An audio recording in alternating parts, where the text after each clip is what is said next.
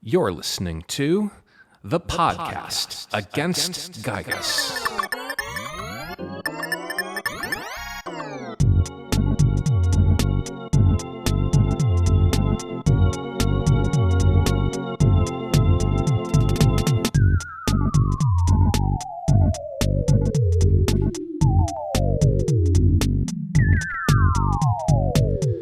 Episode 21, in which our hero goes home again.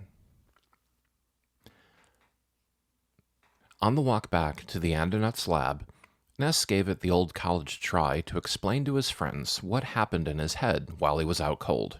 But in between a fully grown Buzz and the bouncy bounce ground and Rainbow World magic and the revolting Sea of Eden and the knockdown drag-out fight with his worst nightmare, Flying Man, exploding trees, his parents having superpowers, some kind of enlightenment apple, and not to mention talking to Hour Later himself, he figured as much that their main takeaway would be how funny it would be if Prince Pooh actually wore tiger footy pajamas to bed. Back in the world of Magic-End, Buzz had told Ness that the extent of his psionic power remained to be seen, and one apparent and very welcome new addition to his powers was the ability to withstand the winter's cold. Not as completely as if he was full of Dr. Andonuts' compound, of course, but like Prince Pooh, enough to walk in the snow and feel like he had a nice winter coat on. And a good thing, too, because enough time had passed from their time in the Lumen Hall to that rumble with the Starman Deluxe that once they returned to Dr. Andonuts' lab, the miracle warmth elixir would be well and worn off. The temperature was not the main thing on their minds when the children arrived at the Andonuts lab, however. It was more the large plume of black smoke rising from the lab, the walls with bombed-out holes and piles of rubble, and that once inside, they saw the entire lab was destroyed, and everything that wasn't valuable was smashed, crushed, and burnt to a crisp. Jeff saw his father lying on his back on the floor, alongside some junk and torn notebooks, groggy, disoriented, but apparently uninjured. "Dr. Andonuts! I mean, Father!"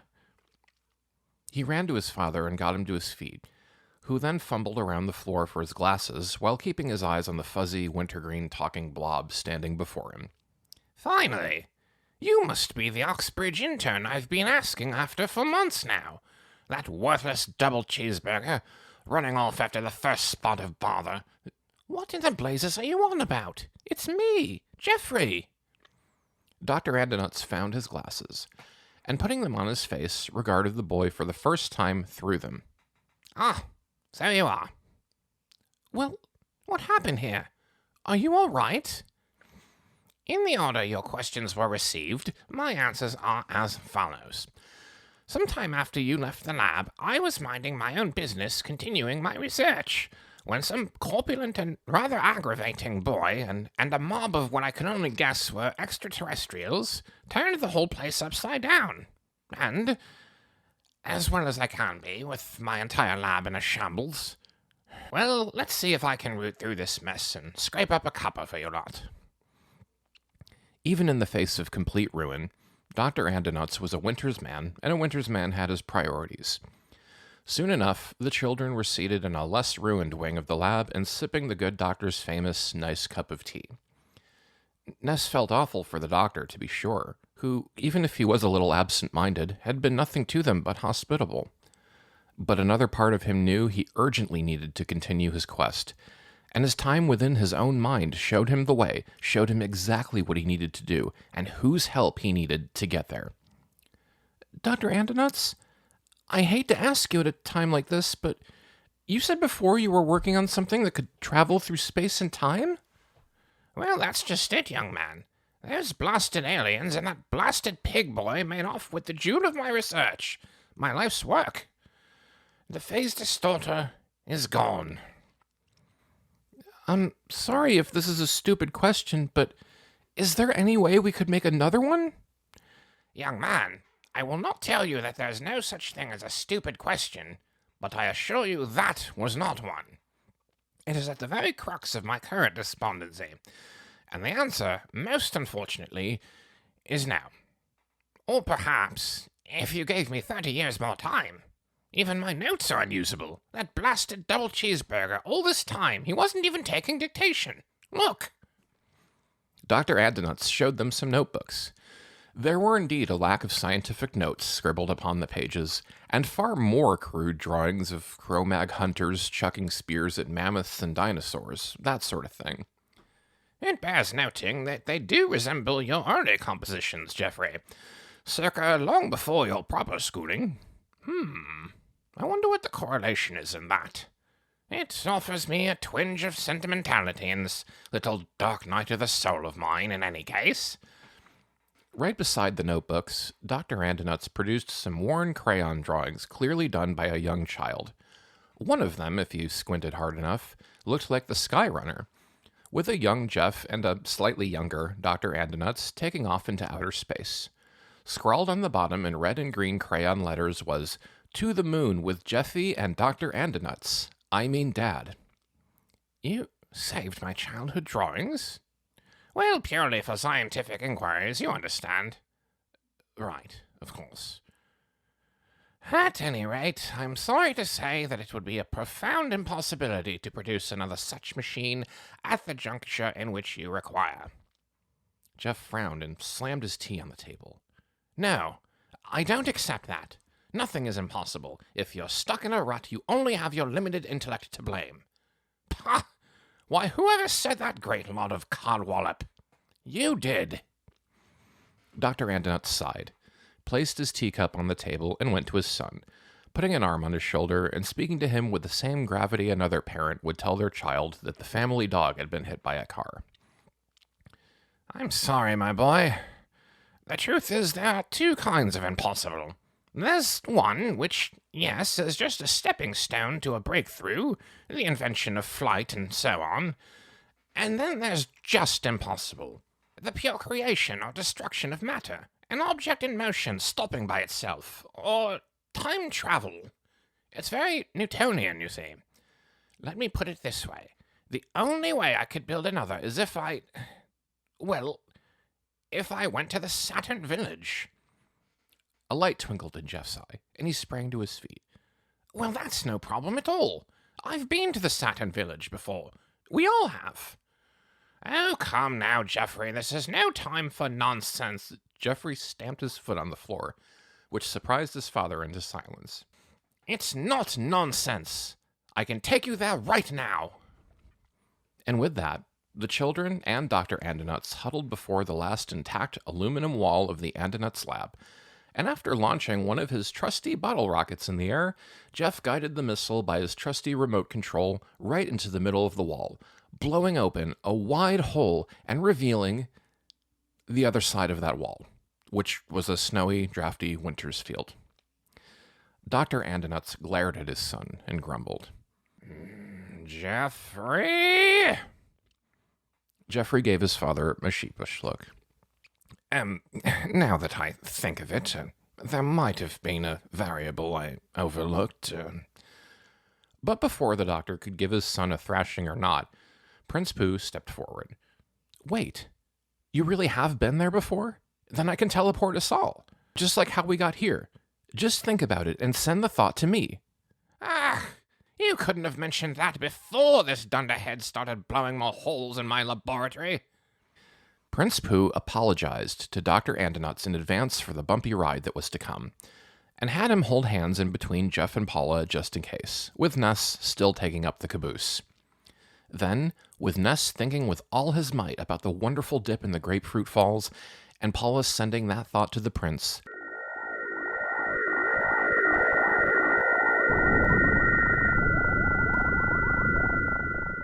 they zipped through in mere seconds thousands of miles and a few dimensions, arriving at the wacky Saturn village.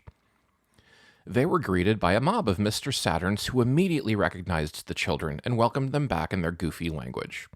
Dr. Andonuts looked at the non-Euclidean houses, yellow grass, green sky, and pink and purple trees in utter disbelief, while Jeff looked on with a big grin.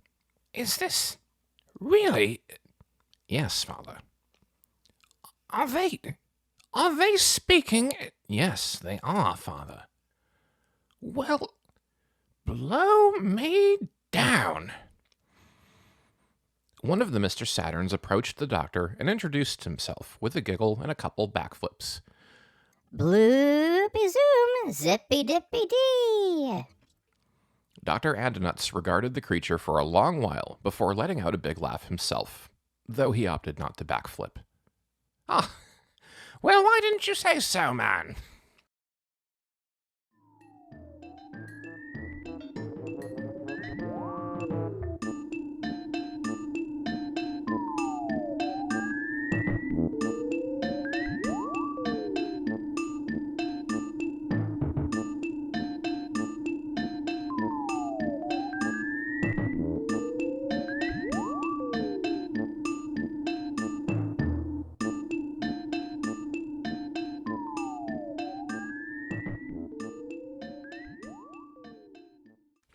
Without wasting any time, the children and Dr. Andonuts explained the situation to the Mr. Saturns, who replied in glee that they absolutely could help the doctor build another phase distorter. In fact, they were just thinking about one last night, and if they put all their minds together, they'd have it ready in no time. The children once again became accustomed to Dr. Andonuts hard at work on a round metal vessel of some kind and paying them little to no attention. But now they were in the Saturn village once again, and there were plenty of fun little diversions to be had. Ness made sure to heartily recommend the Grapefruit Falls to the others, and in between listening to some good Wop and Zoofelschlub and playing some rigorous games of Quip and Blushy Schmitz, the Mr. Saturns also had a great deal of advanced scientific principles and abilities to teach the Chosen Four. Ness came running up to Prince Pooh, who was keeping to himself, and was he doodling something on that scroll? Whatever it was, he hid it behind his back before Ness could see. "Hey, Prince Pooh, check it out!" Ness pointed his hands at the grass, his eyes went blank, and a ring chimed in the prince's mind. A blast of ice shot out of Ness's fingertips and generated a snowman before them. "I have ice powers! The Mr. Saturns showed me how to do that!" Prince Pooh grumbled and folded his arms. "That would have been very useful at the fire spring."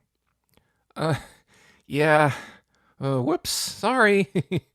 "Hey, look, I made you this."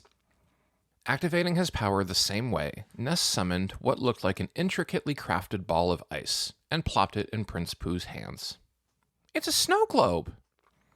Prince Pooh inspected the thing, and it indeed appeared to be sculpted in the shape of the round planet Earth. "You could have thrown one of these at the fire monsters in the fire spring." "But it's a snow globe. Get it? A snow globe.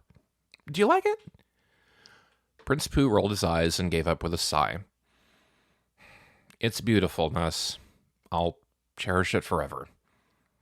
Ness let out a stupid giddy cheer and ran back to the Mr. Saturns for more fun, at which point, of course, the snow globe instantly melted in Prince Pooh's hands. Later, while secluded in another remote part of the village and working on the same doodle, Jeff came bursting in with his intricate machine, which again caused the prince to hastily hide his scroll. "I say, Prince Pooh, look here! It is possible to construct a pencil eraser and an eraser. The Mr. Saturns showed me how it's done. See?" Jeff placed a thumb-sized pink rubber eraser before them, pointed his invention at it, and after a push of a button, a ray emerged from the thing, and the eraser vanished. "I now call it the machine that opens most doors, especially when you have a slightly bent key, portable unlimited trout-flavored yogurt dispenser, pencil eraser, and eraser. Huzzah! And now it fits right in your pocket." Prince Pooh yelled at Jeff through gritted teeth, and was so mad he actually waved his arms up and down. "We're not even in winters anymore, Jeff! What good is an eraser gonna do now?" "But don't you see? It's a thing that erases the thing, and a thing that erases the thing that erases the thing, in one and the same instance. Just don't bring this into an eraser shop." "There's no such thing as an eraser shop!" "Well, not yet. But with this major scientific breakthrough, anything is possible now." From behind the two boys, they could hear Paula catching up to them. "Hey, boys! Look what the Mr. Saturns taught me how to do!" "Ugh! I don't want to know!" Prince Pooh stormed off as Paula caught up to Jeff. I was just going to say, the Mr. Saturn's taught me how to flip my eyelids back. See? Paula did so, and then made a gleefully ugly face to Jeff. Ha ha! Brilliant! Want me to teach you? Yes! A few hours after that, at another secluded part of the village, Prince Pooh was still hard at work doodling on the scroll, lying on his back, his feet dangling up in the air. Ness approached from behind. Hey, ya Pooh! Prince Pooh jumped out of his skin with a shout and hastily hid the scroll behind him. What? The Mr. Saturns are teaching us a game called Whippin' Schnoots. It's a lot of fun. Want to come play? Sure, that sounds great. I'll join you in a moment. Say, what you working on? Nothing. Is it a drawing? Can I see? Yes. I mean, no. I mean, it is, but you... Ness tried to sneak a peek behind Prince Pooh, who scrambled out of his reach in a desperate game of keep away, a game which Ness, to the prince's utter dismay, eventually won. Ness opened the scroll and gasped. It was his familiar dopey face drawn by the Dalamese mystic seers. But Prince Pooh had added a full body to the face, and his three good friends beside him. They were posing before the photographer man, Ness with his 2 fingers up, and a word balloon pointing from his mouth with some words in his country's pictographic script. Whoa! It's all of us! Rockin'! And what am I saying there? Prince Pooh looked to his shoes, utterly mortified. You're saying, fuzzy pickles in Dalamese. Fuzzy pickles! Wow, this is awesome! Hey, guys, check it out! No, don't! But it was too late. Paula and Jeff were on their way. A remarkable likeness. And you made my teeth nice and straight. Oh my goodness, Prince Pooh, you look so cute. I wish I could just pinch your little cheeks. I say, Father, take a look at what our friend Prince Pooh made for us. No, don't! But it was too late. Of all things, Prince Pooh's drawing was enough of a diversion to break Dr. Andonuts from his important work for just a moment. Ah, good show, young man. Bold, confident lines and interesting use of negative space. I think you have a natural knack for the thing. Maybe there's an expert in art among these gentlefolk. I say, Mr. Saturns. No! But it was too late. The chosen 4 and the doctor were hounded by Mr. Saturns, who simply loved the drawing. In fact, it was so good, they hung it in the Mr. Saturn gallery with pride of place. There, for all time, the Mr. Saturns could admire the heroes of Saturn Village, who rescued them from the dastardly clutches of Master Belch and the zombie invasion of Threed, and who were destined to save the world entire. Perfect! I just wish we had it. No! Don't say it! No!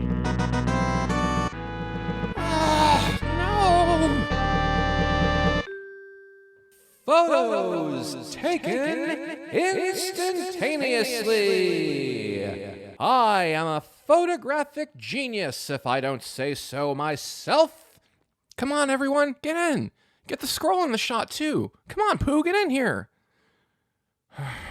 All right. Okay, get ready for an instant memory. Look at the camera. Ready? Say fuzzy pickles. Fuzzy pickles.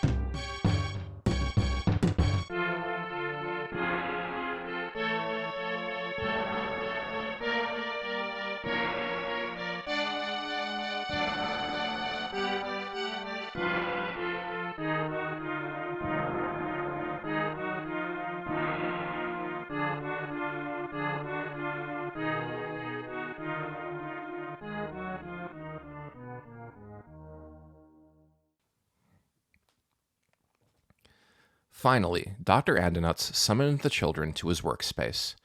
The phase distorter Mark II was coming along brilliantly, as if it had never went missing at all. Of course, there was one big notable difference. The machine was built in the shape of a gigantic metal Mr. Saturn, complete with a shiny chrome snout in the front and a silvery wireframe antenna in the shape of a bow tie. We are nearing completion of the Phase Distorter Mark II at long last, and I must say, I am greatly indebted to these Saturn folk. I have never seen such sharp scientific minds in all my days, least of all on that pedestrian planet we all call home. Beep, beep, a zoom, zip. Well, you heard the man. The Phase Distorter Mark II now only lacks a power source. Unfortunately, the precise one it requires cannot be procured here. We need a material called Zexonyte. It is extraterrestrial in nature, and so can only be gathered on this planet from a fallen meteorite. Ness's eyes lit up. Perfect! Come on, guys, let's go! His friends gave him a blank stare, which deflated the pep in his step. Well, what are we waiting for? We have to get to a meteor. It's easy. It is? Well, yeah. How so? We just go to where the meteor is. Right, guys? Oh, right. So, where would that be? There's a great big meteor in Onette. There is? Yeah. Oh, well, all right. Come on, let's go already. Ness took up the back of the teleportation chain as usual, and thought of that spot on top of the hill that summer night in Onette, a day that seemed like years ago. And just like that, they vanished.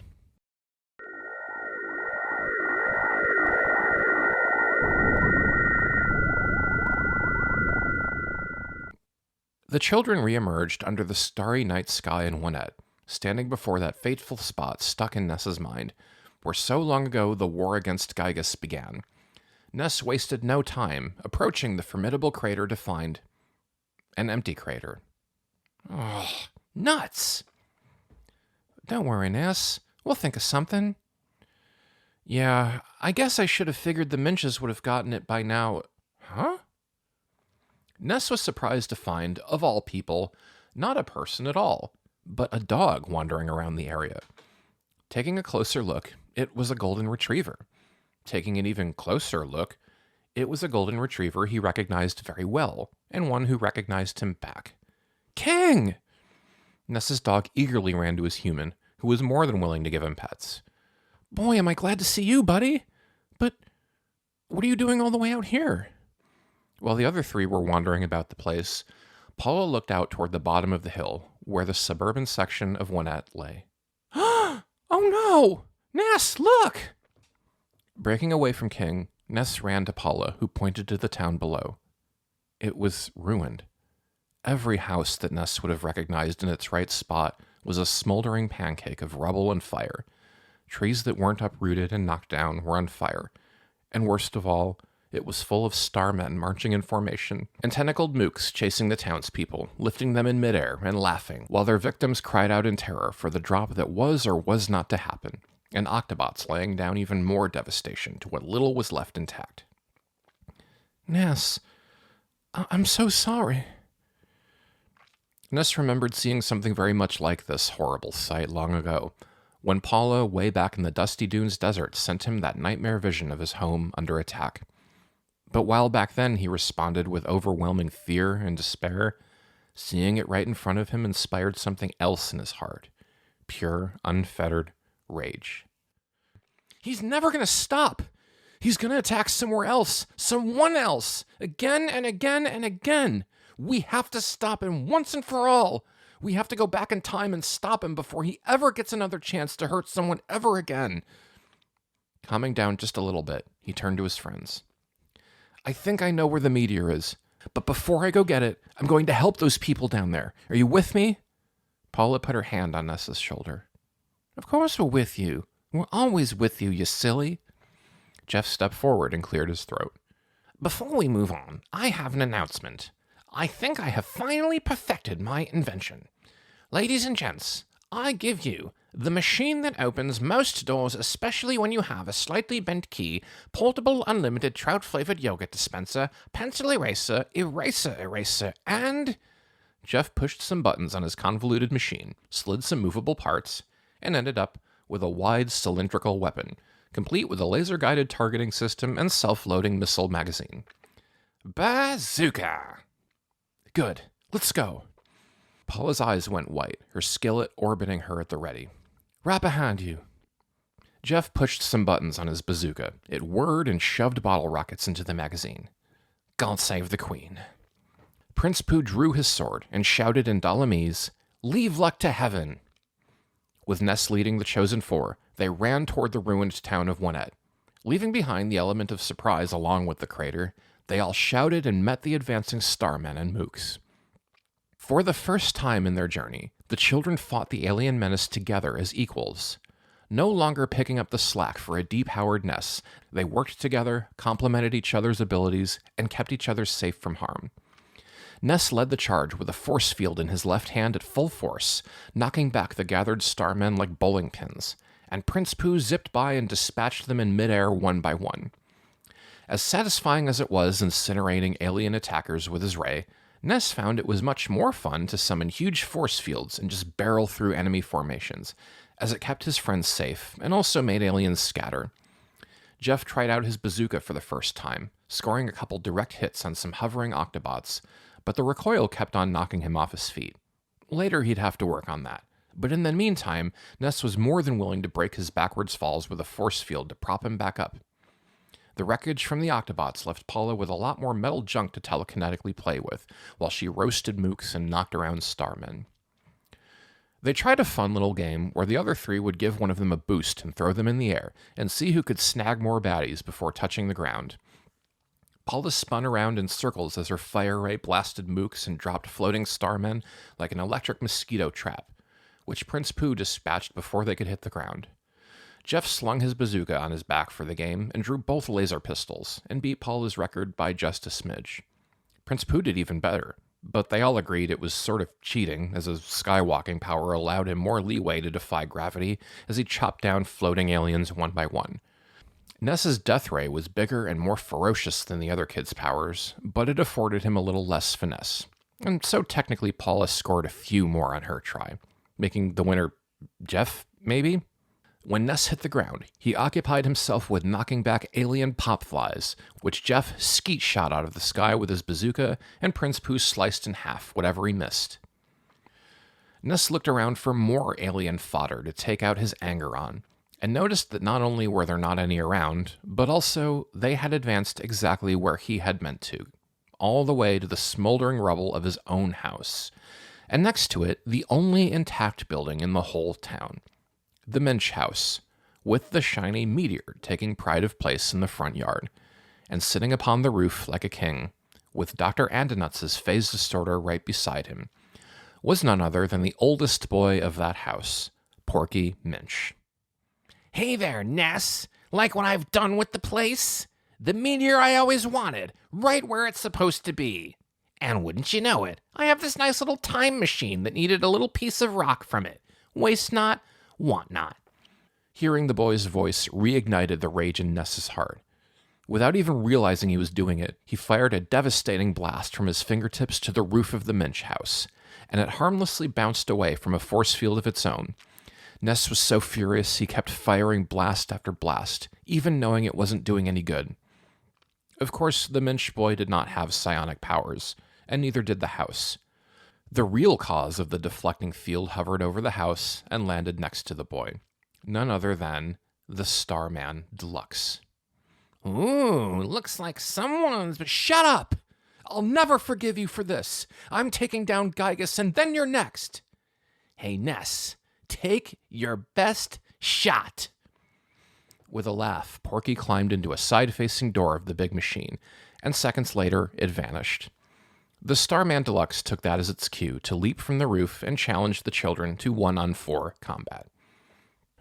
Ness started the fight, knowing what the Deluxe was capable of, with the most rockin' Omega blast of his psionic power he could muster, before the alien had a chance to speak or act. Their enemy predictably responded with a force field, and fired his own frightening psionic blast. Thankfully, Ness's force field was just as much up to snuff to keep them safe from a blast that would have annihilated them and the ground they stood on. There was a bit of a stalemate. The Deluxe's power couldn't breach Ness's defenses, but neither could Ness's power break through to their foe. Well, maybe not Ness's power alone, but what about a psionic blast that can set anything on fire? And maybe, along with those two, a concentrated blast of heavy bazooka fire. And on top of that, someone laying down slash after slash with an ancient all-powerful blade dozens of times per millisecond. Maybe all four of those formidable powers working together. Maybe they could do something amazing. The Starman Deluxe withstood them all for a while, but its liquid silvery legs began to buckle under the weight of their combined assault. And then, Ness's blast broke a hole in the field and met its target, deactivating the reflective field in an instant and knocking back the enemy right in front of Prince Pooh. The boy responded by kicking the Deluxe as hard as he could, sending him right back to Ness. Have you ever seen a group of 4 kids play an especially intense game of Foursquare? It was kind of like that. Ness slammed his powered-up bat into the Deluxe, who went careening toward Paula, who knocked him hard with the skillet toward Jeff, who, keeping seated on the ground for the recoil, pumped a rocket into the alien, who bounced over to Prince Pooh, who socked him in the face with a skywalking-powered punch back to Ness. Over and over again, the 4 children all screaming themselves hoarse in their shared fury, and never letting him bounce on the ground more than once. The Deluxe took a direct hit monster swing from Ness's bat and landed, instead of at Paula's feet, right into the meteor on the Minch's front yard. The alien rose to his feet at once and prepared a haymaker psionic blast. Ness took his time, waited for just the right moment. The Deluxe fired, and half a second later, Ness launched his force field right in the enemy's face. The blast ricocheted off the reflective field and went right back into the Deluxe. Good thing Ness already had his force field up, because the explosion wrecked the meteor, the Minch house, and most importantly, the Starman Deluxe alike. After the dust cleared, Ness released the force field and picked up a good, baseball-sized hunk of meteor rock.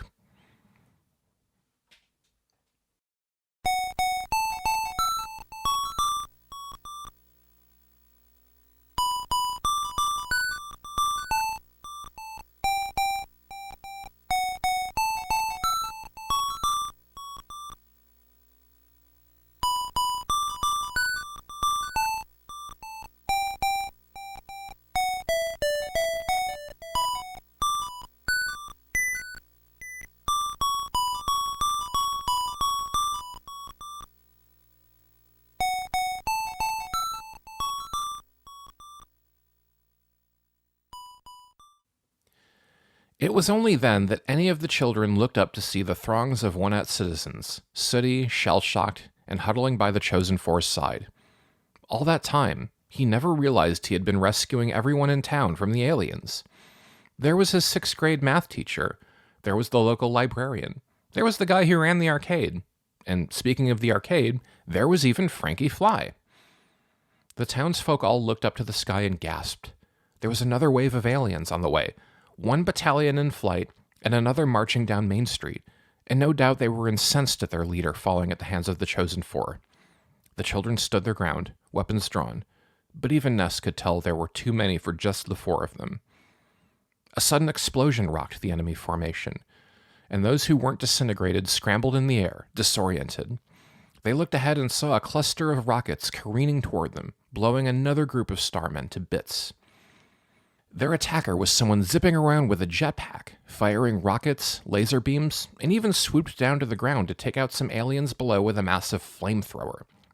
It took a moment for the man to fly himself close enough for Ness to spot him, but when he did, he recognized him at once. Uncle Lloyd? The children heard a wild howl from behind them, and seconds later a huge muscular man barreled into the alien formation with fists and feet swinging. He was unarmed, but didn't seem to need anything except his arms. Alien rays bounced off him as good as if he had Ness's force field, and his haymaker punches sent them flying in the air, which his companion on the jetpack was more than willing to pick off with his weapons.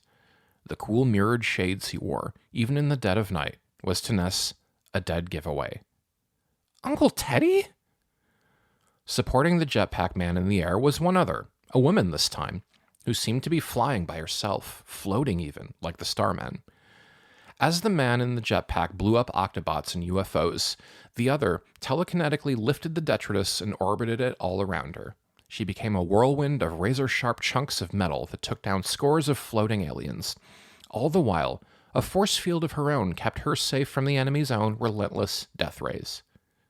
Mom? And finally, a white-hot blast of death tore through the aliens' ground formation. For a second, Ness was scared they had a second Starman Deluxe. But no, this was another human defender. This man easily broke the ranks of the alien invaders with his gigantic death rays exploding from his hand, and any that were stupid enough to get close to him met their end with a psionic-infused baseball bat of his own. Finally, the aliens turned and retreated, no doubt to get more reinforcements. But for now, the battle was in the defenders' hands. Only then did the four relent and regroup together. Ness maybe could have spotted the mysterious fourth man's mustache, or recognized the baseball bat he wielded, or the simple fact that he was wearing, as he usually did when he wasn't at work, a variation on Ness's usual attire, a striped shirt, blue jeans, and black high tops rather than red, with a baseball cap to cover his head. But no, it was when the man took out an inhaler from his pocket that Ness realized who it was. Dad! The prior chosen four, that is, Ninten, Pollyanna, Lloyd, and Teddy, were together again at long last. Teddy patted Ninten on the back as the other sucked in his inhaler, making him cough it up a little. Back in the saddle again, eh, Wheezy? Who are you calling Wheezy, Meatloaf? Anna and Lloyd lowered themselves to solid ground. Mrs. Elliot, how do you do? Good to see you, Lloyd. Oh, Teddy, you're hurt. She went to fuss over a cut on Teddy's cheek, who let her do it. That's okay, Paul. You should have seen the other guy. Teddy getting into another rumble, huh? Now there's something I haven't seen before. Ninten and Anna pecked each other on the cheek, with all the gravity of a couple who had just seen each other the day before. Hey, babes. Missed ya. Same to you, Bubs. I just hope you won't get into too much trouble at the office for all this. Oh, don't tell anyone. But right now, I'm on my lunch break. So, what does the troop have on the block this time? Oh, Kiss Me Kate. I landed the lead. A shrewish, unlovable wife, huh? The role you were born to play. They both gave each other mischievous grins, and Anna poked her husband in the ribs, making him yelp and jump back, just as the other four kids caught up to them. Mom! Dad! Ness leapt into his mother's arms. Oh, I'm so glad you're okay, buddy. And I got all your postcards. They were so nice to read. His mother seen to. His dad was the next in line for a monster hug. Ugh, take it easy. I already got asthma. The other kids mingled with the other prior chosen four warriors, patiently waiting for Ness to sufficiently squeeze his father to death. A pocket bazooka. Excellent design. Very lightweight. A titanium alloy, I presume? Jeff beamed over Lloyd's admiration of his machine that, etc., and bazooka. As a matter of fact, I had assistance in its construction from the Saturn Village. Oh, so you're not going to tell me, huh? No, I mean, well, that's all right. Keep your secrets. Say, are you an albino too? Oh, heavens no. I'm just from Wintus. We all look like this. Meanwhile, Prince Pooh looked up to the hulking Teddy, who was cracking every bone in his body. Hey, kid, check it out. I got a butterfly knife. He produced the small blade from his pocket and flicked it around for the prince, who frowned and folded his arms. Psh, big deal. I have a 3,000-year-old blade that never needs sharpening. He drew the Sword of Kings and performed quick, intricate forms before sheathing it. Not bad. Can you break a rock? Of course I can. Prince Pooh went to a nearby slab of rubble, and with a shout smashed the thing in half with his fist, looking up to the hulking man with a smug smile. Teddy grabbed a piece of the rubble, now about the size of a basketball, and smashed it against his forehead. The boy gaped at the man, then the pile of gravel at his feet. It was starting to look like the prince had another rival on his hands. Meanwhile, Paula lent Anna her pan, and the older woman looked it over. Well, I always swore by my non-stick pan myself. Oh, non-stick, non-schmick. You just get yourself a nice iron skillet, put a good season on it, and it'll last you longer than you will.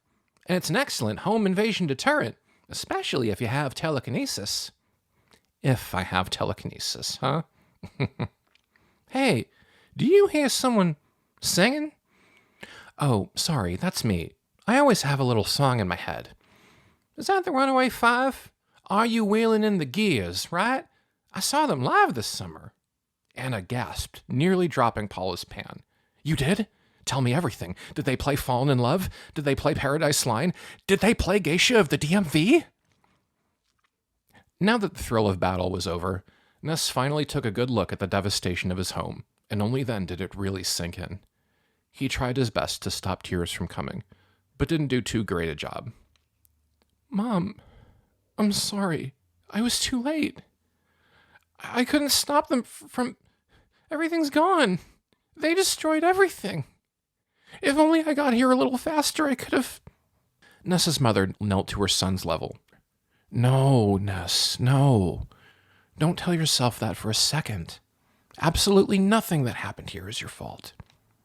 Ness's father joined her. That's right, Slugger. You did the best you could. In fact, you did great.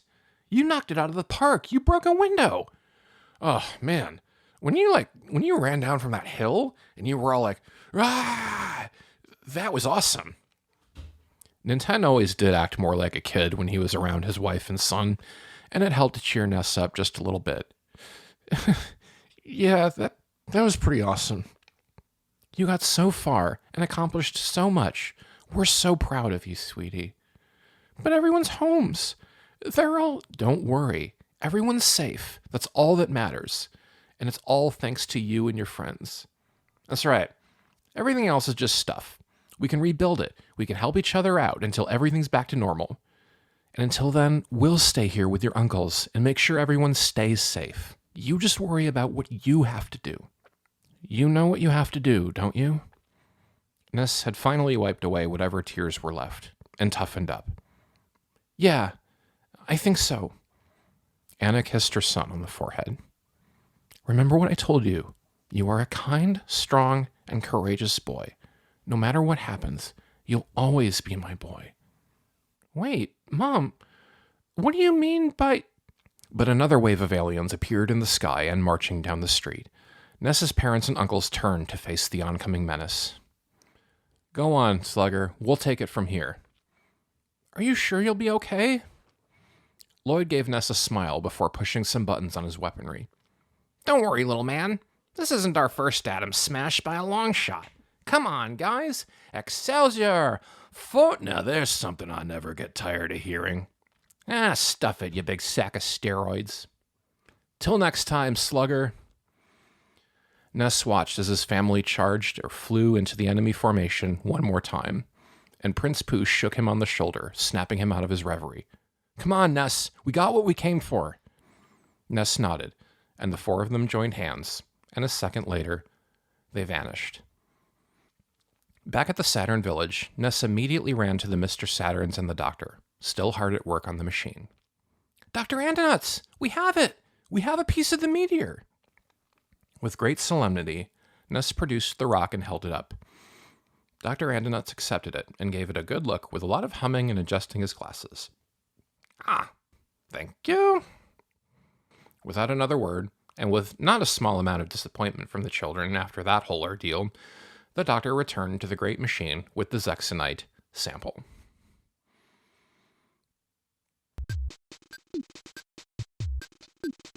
You've been listening to The Podcast Against Giygas.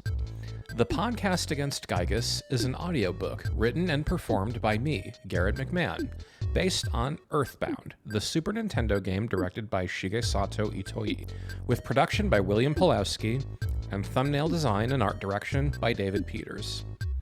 This podcast stinks. It is also a fan-made project affiliated in no way whatsoever with the Nintendo Corporation or Mr. Itoi. This podcast is free to listen to, ad-free, and always will be. I hope you enjoyed this week's episode, and I'll see you back next Monday. Till next time.